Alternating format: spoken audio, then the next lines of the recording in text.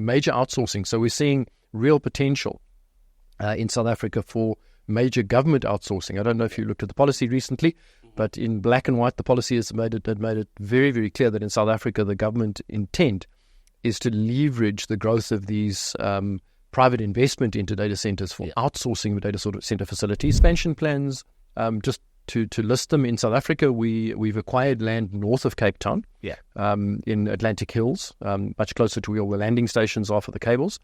That's a facility which we will start building quite soon. It's going to rival the Samran facility as being a true hyperscale 20 megawatt scaled facility, very high density computing. They're actually running out of power. They're literally running out of capacity to do that.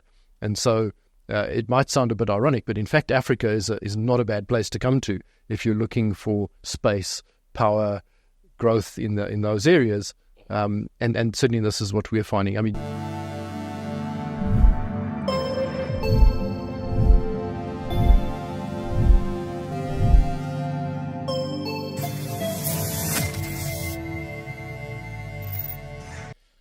good day, everybody. Welcome to another session of ITWeb TV. Today we are joined by Dr. Angus Hay from ADC. We're talking about data centers across the continent and in South Africa. Welcome, Doc. Thank you. Just to start off our conversation, there's a lot of growth within the data centers across the continent. What are some of the key drivers that you have seen that are driving data centers? So I think if you look at the growth across the African continent, there are really probably three major drivers that we're seeing. And most of those are driving very substantial growth in South Africa. So South Africa is outpacing the rest of the continent in that growth. And the first of those is cloud. It's public cloud and particularly deployments by the hyperscale cloud providers. So that's really driving the massive growth. Second to that is the sort of general trend and move towards outsourcing to colocation providers, which is coming from a number of industries. So across financial services, we see it a bit in hospitality, in retail, in healthcare, in government as well, and of course the broader technology industries that are involved in the overall internet and cloud. All of them are driving demand for outsourcing to colocation providers. In other words, moving away from their own on-premises data centers.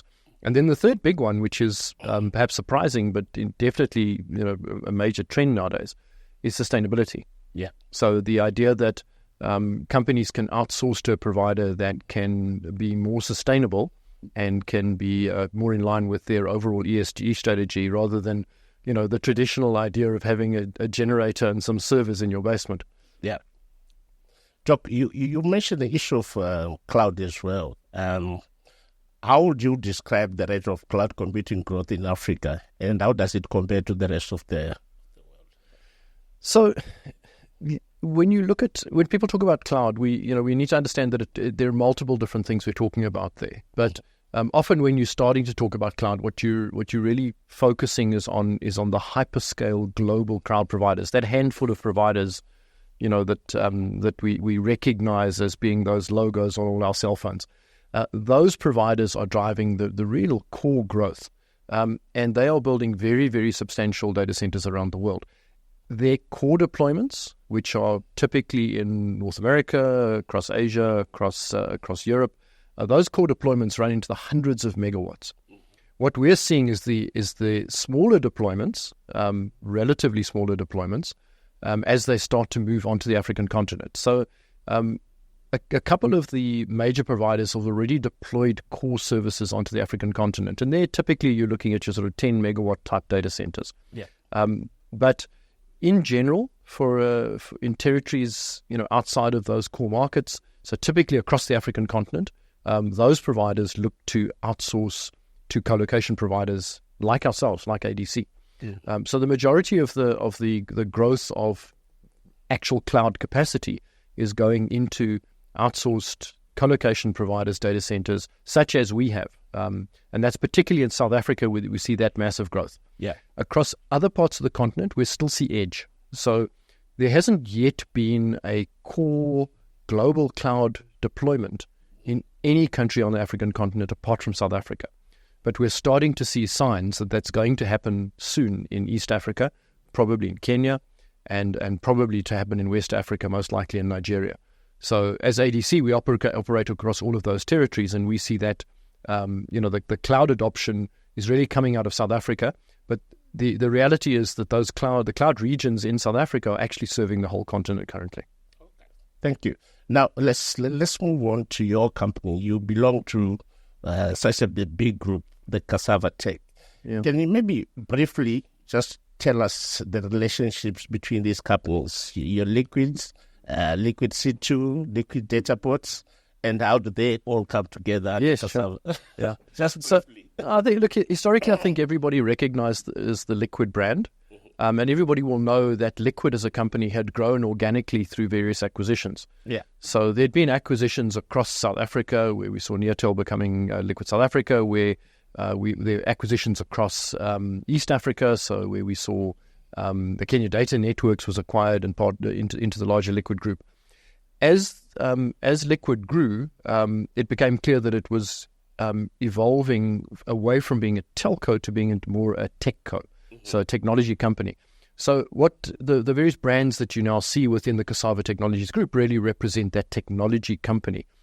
So we're all part of a larger holding company, but Liquid Intelligent Technologies includes Liquid Networks, who really focus on the fiber networks, etc.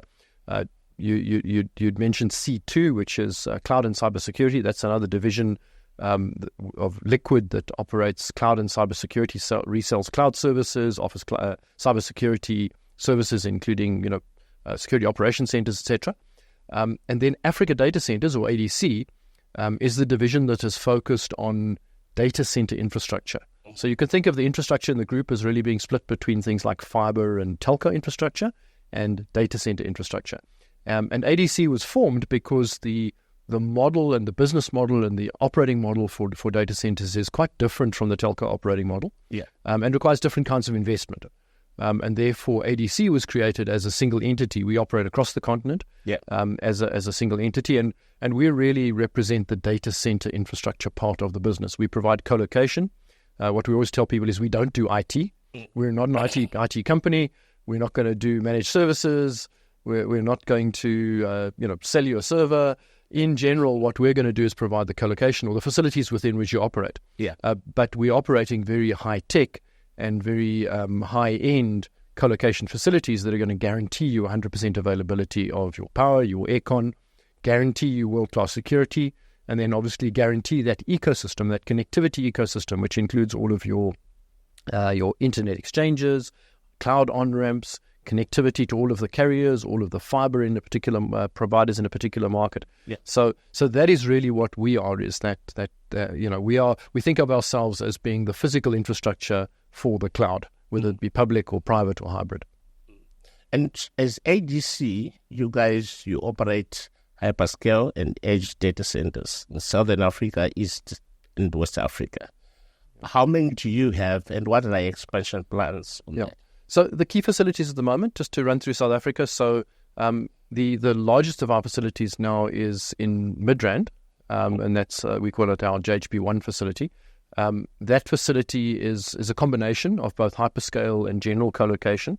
So we will take everything from a single rack to entire data hall.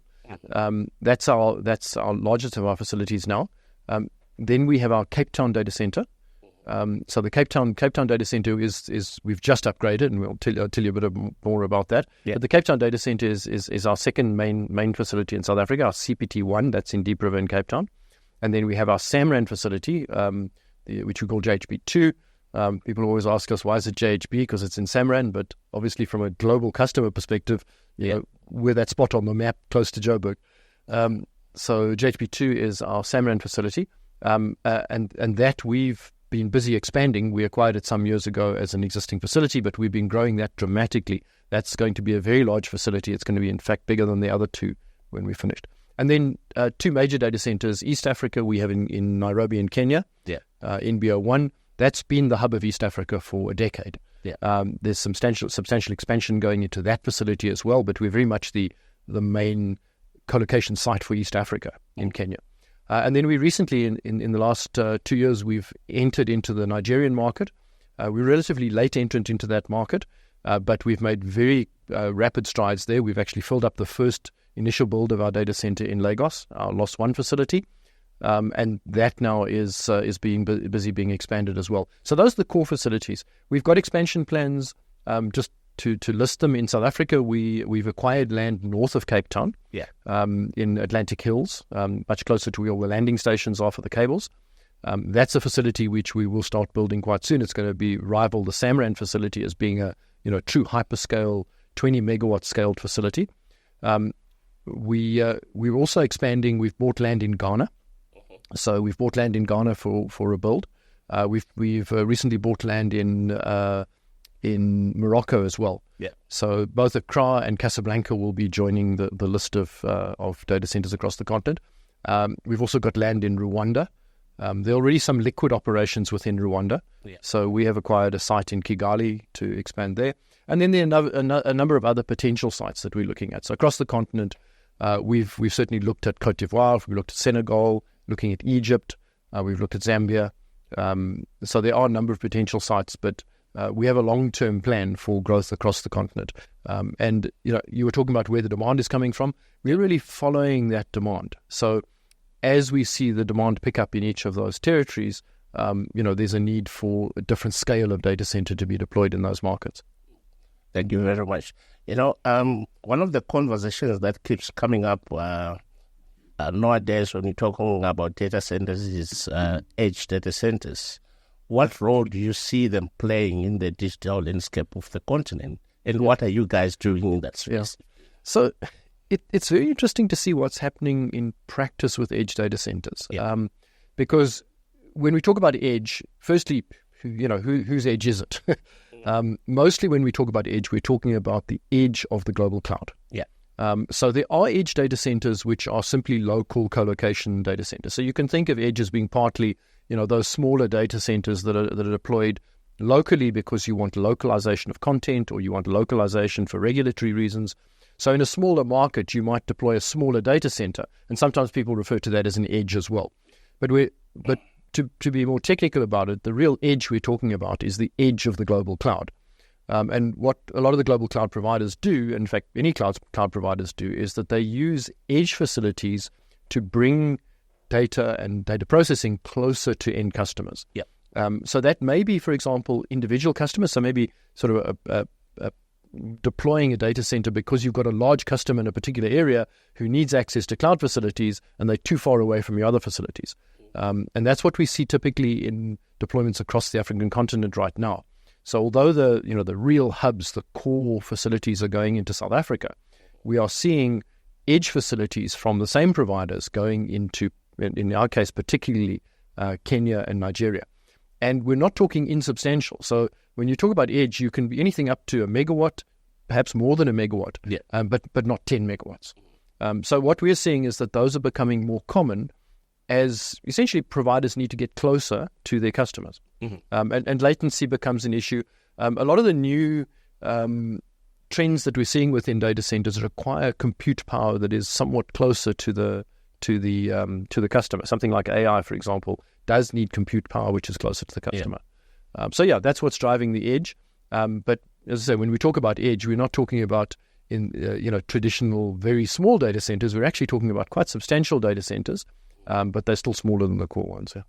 Doc, these kind of projects, obviously, they come at a higher cost, or at least at the significant investments. I don't know if you want to answer this, just to tell us what sort of investments in the last 5 years, ADC years. Yeah. So look, I can tell you what we've said publicly. Yeah. So we have, at the moment, we have a capital plan which is in progress. I mean, you can see from the expansions we're doing right now, the construction we've just finished in Cape Town, the build we're doing in Samrand. That is all being funded out of a larger pool of a capital plan of about $500 million. Yeah. And that's a combination of debt and equity within the larger Cassava Tech group. And data centers are, by their nature, very capital intensive as businesses. So the whole business model for data centers, and that also helps, as ADC, as an entity within the larger group, we have to compete with global providers. Yeah. We're essentially having to compete with very large global data center providers who may not be all that familiar to people even within the industry and in South Africa or across the continent. They might not automatically recognize the names of global providers of outsourced data centers, but that's what we're benchmarking ourselves against. And so we need to be investing on a similar scale to meet the same kind of performance capability and essentially be preferred provider for these global companies. So we've over the last 5 years we've moved ourselves into a position from being essentially coming out of an older telco environment into being a substantial provider now of genuine hyperscale world-class data center facilities that are tested and verified and preferred provider status to the very largest companies in the world. And that puts us as an African company, and we're an African-owned company, African-operated company, really on the world stage as being a competitor against very large global players that are starting to move into the African continent. The $500 million sounds like a lot of money, but on a global scale, that's what it takes to play in this space. Just to follow on that, recently you announced almost like a $2 billion funding that's coming through. Yes. How will this money be used in facilities, and where would they be located? So the $2 billion is part of a financing arrangement within South Africa, and specifically that funding is going into some of the facilities I've spoken about now. So, for example, the expansion at Samrand.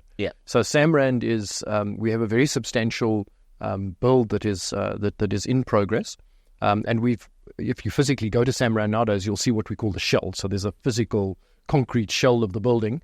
And this is the model that we adopt. So we've in building the shell initially, it's built out to a capacity of 20 megawatts.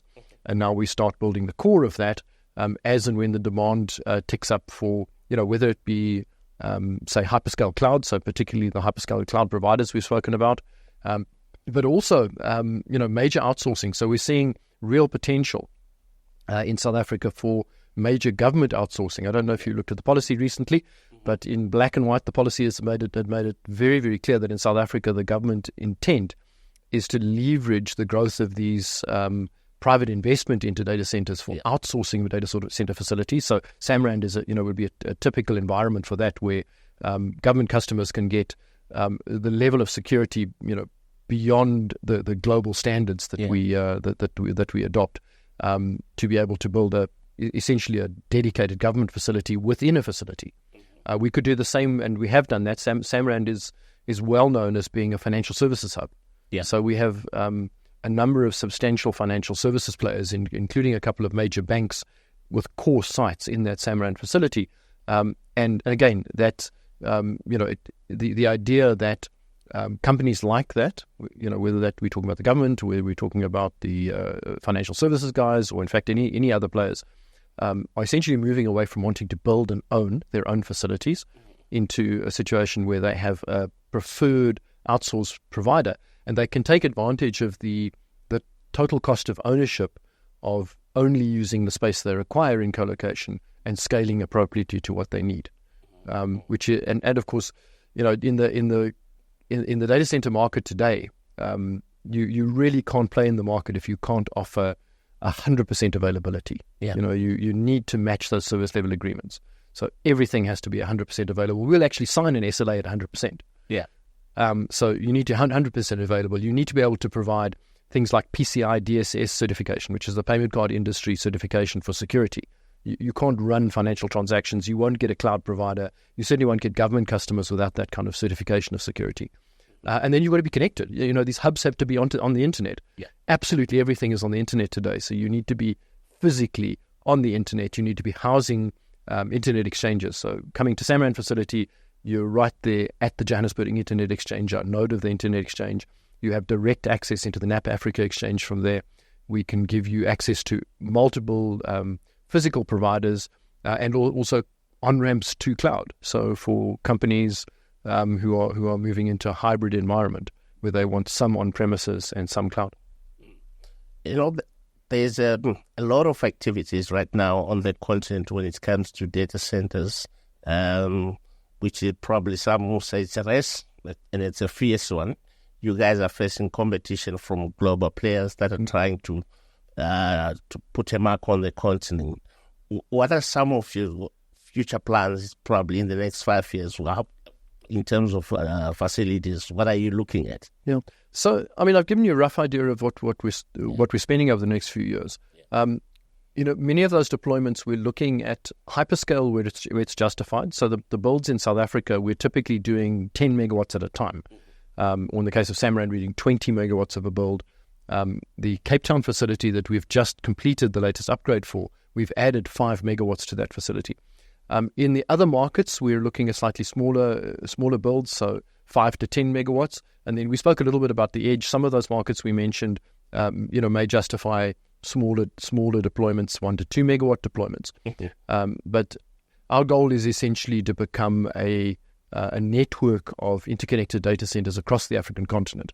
And I think for players in South Africa and across the continent, we represent essentially the only significant African player in the space that's really competing at that level.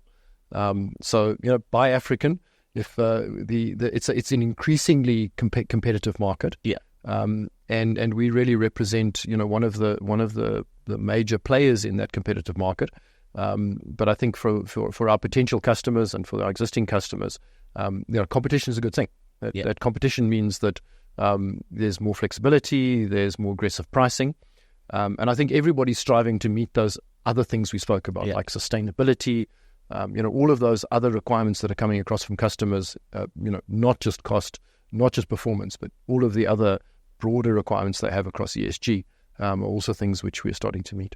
You just brought in my next question on ESG, sustainability. Obviously, it's an issue that is becoming topical. How is it affecting you guys in running your business?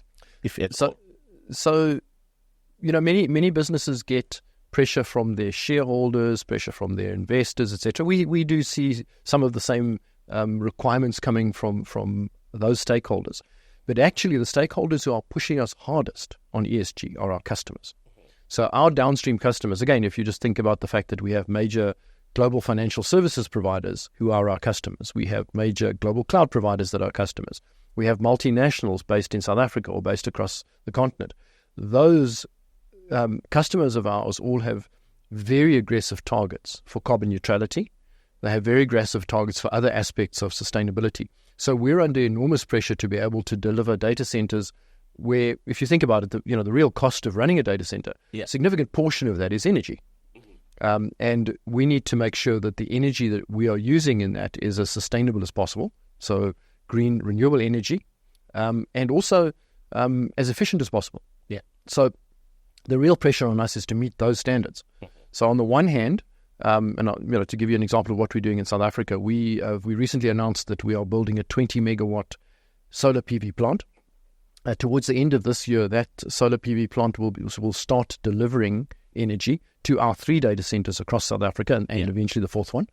We're going to be starting with Cape Town, which is our new, latest, greatest, newest technology build. The upgrade we've done at the Cape Town data center. That will be the first to get sustainable renewable energy from that. And we can move from a situation where, from the grid that we currently feed from nationally in South Africa, it's 85% non-renewable. We can shift that needle so that we're getting 30, perhaps 40% renewable energy delivered into our data centers, which immediately changes the model. And at the same time, we then pass on renewable energy credits, which enables our downstream customers, not just to experience getting the renewable energy, but actually get certified renewable energy that goes directly to their own ESG reporting. So essentially, by moving into one of our data center facilities, say from an on-premises data center into our facility, you'd immediately be having a jump in ESG scoring for any one of our customers, and that's really what the pressure is on us. Okay. No, thank you. And still on that, I think in recent months we've seen the growth of AI change power consumption. How is that affecting you guys as ADC at all, if it does? Yeah, so AI is one of those big buzzwords that we see everywhere. But what is certainly true is there's absolutely no doubt that AI is driving massive demands for compute power. So we see that mostly through the cloud providers themselves, because a substantial proportion of the actual AI workloads are running inside cloud environments. But we're also seeing that kind of uptick from and interest from customers deploying their own servers as well. Yeah. I think we've yet to see the real effect of substantial volumes of AI workloads moving to Africa. Yeah.